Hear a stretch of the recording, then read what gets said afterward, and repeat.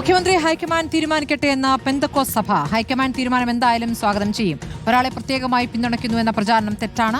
മുഖ്യമന്ത്രിയെ തിരഞ്ഞെടുക്കുന്നതിൽ പക്ഷം പിടിക്കില്ല എന്നും പെന്തക്കോസ് സഭ വ്യക്തമാക്കി. സജോ ദേവസ്യ വിവരങ്ങളുമായി. സജോ, ഇപ്പോൾ വി.ഡി. സതീശന് പിന്തുണ നൽകിയിരുന്ന വിഭാഗമായിട്ടാണ് പെന്തക്കോസ് സഭയെ നേരത്തെ വിശേഷിപ്പിച്ചിരുന്നത്. പക്ഷേ ഇപ്പോൾ ആരായാലും കുഴപ്പമില്ല എന്ന പ്രതികരണമാണ് നടത്തുന്നത്.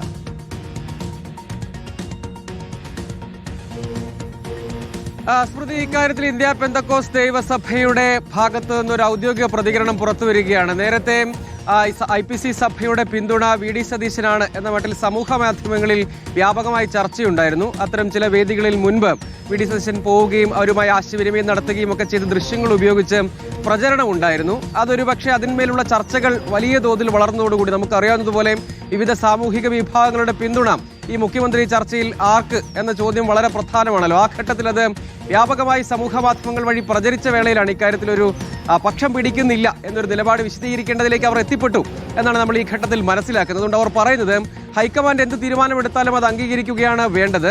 ഈ കാര്യത്തിൽ പക്ഷം പിടിക്കുന്നതേ ഇല്ല. സഭ അങ്ങനെ ഒരു നിലപാട് സ്വീകരിച്ചു എന്ന തരത്തിലുള്ള പ്രചാരണം തെറ്റാണ്.